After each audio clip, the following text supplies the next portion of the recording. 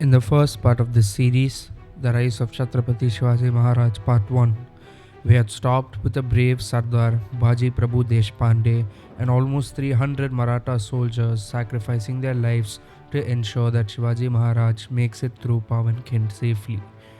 By this time, Chhatrapati Shivaji Maharaj had instilled fear in the courts of Bijapur Sultanate and the Mughals too.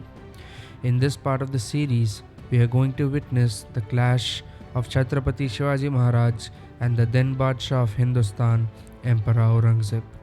Hello to all the curious bees out there. Now sit back, relax, and plug in your earphones as we are about to travel and witness two mammoths battling out each other until the end.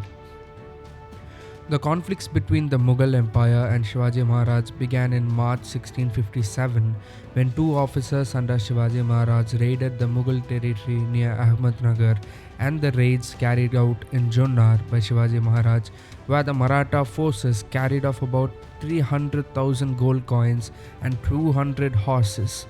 Aurangzeb was furious and sent out Nasiri Khan to attack the Maratha forces. Nasiri Khan was able to defeat the Maratha forces, but the subsequent attacks Aurangzeb had launched against Shivaji Maharaj were mostly failures owing to the monsoon rain and the hilly terrain to which the Mughal forces were not accustomed to. In the year 1660, the Badi Begum of the Bijapur Sultanate requested Aurangzeb, who had by then become the Emperor of Hindustan, to launch an attack against Shivaji Maharaj. The Bijapur Sultanate was highly frustrated, and thus this decision by Badi Begum. In January 1660, Aurangzeb sent his uncle and veteran general Shaista Khan to attack the Maratha forces and equipped him with heavy artillery and 150,000 soldiers. The Bijapur Sultanate had also sent their general Siddhi Jauhar. Shaista Khan, with the help of resources provided by Aurangzeb, was able to seize Pune successfully. After seizing it, Shaista Khan made Lal Mahal his residence. Now, Lal Mahal was a palace that Shivaji Maharaj had spent most of his childhood in. The wedding of Shivaji Maharaj and his first wife Saibai had also taken place here. Having such an emotional connect with the palace, Shivaji Maharaj was enraged. He planned to retaliate and take down Shaista Khan. On the night of 5th April 1663, Shivaji Maharaj launched a daring attack on Shaista Khan along with 400 Maratha soldiers.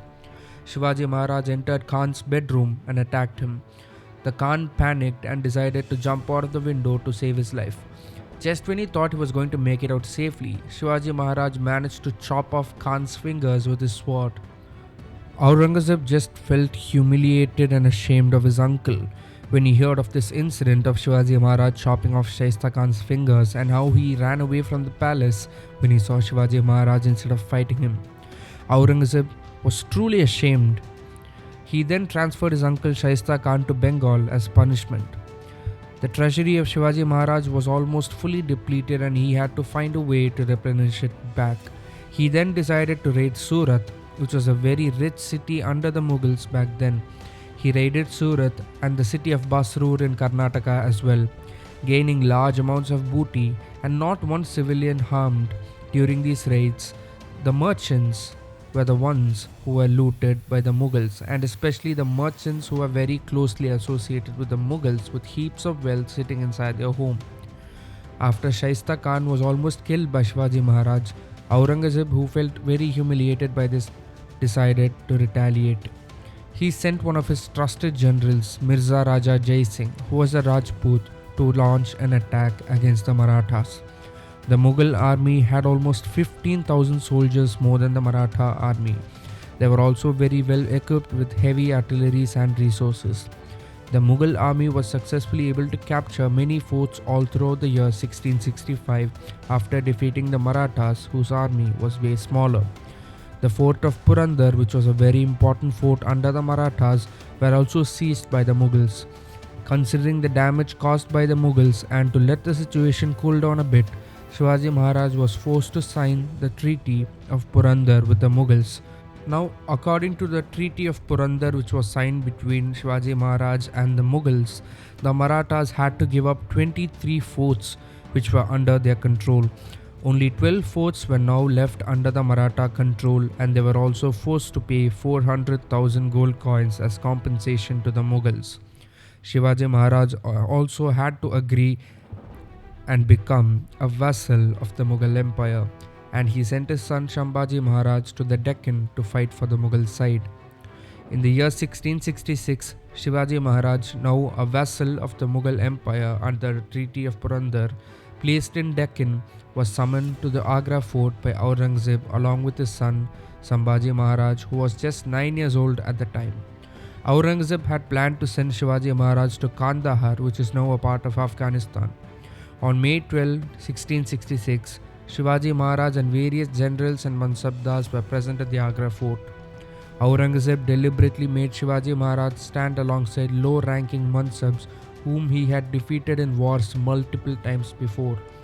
Shivaji Maharaj felt greatly humiliated while Aurangzeb was giving a great grand feast to his ego. Shivaji Maharaj, along with his son, chose to leave the court to express that they felt disrespected and to uphold their honor and dignity. Furious at this, Aurangzeb ordered the son of Jai Singh to imprison Shivaji Maharaj and the young Shambhaji Maharaj and placed them under house arrest. While there were various debates held in the Mughal court whether to kill Shivaji Maharaj or spare him, Mirza Raja Jai Singh, who had immense respect for Shivaji Maharaj for the man that he was, ensured that he and Shambhaji Maharaj were safe and tried advising Aurangzeb to not take any harsh decision. While all these were happening, Shivaji Maharaj devised a plan for him and his son to escape Agra. He pretended to be ill and requested offerings to be made on his behalf to the people of Agra. One such day, along with Shambhaji Maharaj, he hid inside a basket full of flowers which were being transported and successfully escaped Agra and pissed Aurangzeb off. This is still one of the greatest and wittiest escapes in history. Aurangzeb once again felt defeated and was mad at Shivaji Maharaj. However, Mughal Sardar Jaswant Singh convinced Aurangzeb against persecuting Shivaji Maharaj and peace was restored.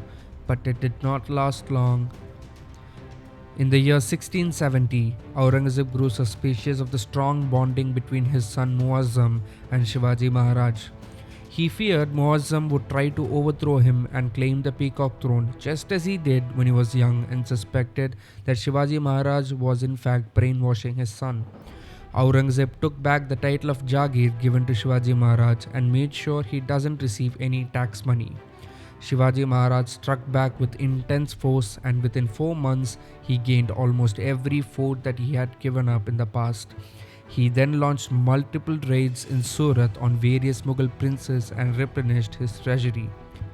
Even though Shivaji Maharaj was fondly called as Maharaj by the Marathas, he was not officially coronated as an emperor. This caused him to be humiliated by the Mughals a lot of times. Also, the Maratha people needed an official representation in order to look more complete and to formally become a major empire. Shivaji Maharaj also had trouble in uniting Maratha Sardars who had feuds between themselves. Being officially coronated as an emperor would eventually solve all these problems and provide them a sense of belongingness. Shivaji Maharaj thought this through and decided to get coronated as the emperor of the Hindavi Swaraj. After various struggles, on June 6th of the year 1674 in the fort of Raigad, the sounds of sacred Hindu mantras and chants were echoing throughout the fort after centuries. High-pitched voices exclaiming Har Har Mahadev in symphony without any fear for the first time in several centuries were heard. The first emperor of the Hindavi Swaraj and the first Hindu emperor after 300 years was coronated. The title of Chatrapati was given to Shivaji Maharaj. He also voluntarily took the title of Haindava Dharmodharak, which means the protector of the Hindu faith. The entire Maratha Empire was rejoicing and celebrating their Chatrapati. After being crowned, he took the blessings of his mother, Jijabai, and sat on the throne officially as Chatrapati Shivaji Maharaj, the Emperor of the Maratha Empire in Hindustan. The great Chatrapati fell ill in the year 1680. After an entire life spent on horseback, constant traveling and fighting in battles, his body had worn out. the creator of Hindavi Swaraj and a man who sparked a revolution and created a Hindu empire out of nothing, passed away on 3rd April in the year 1680 when he was just 50 years old.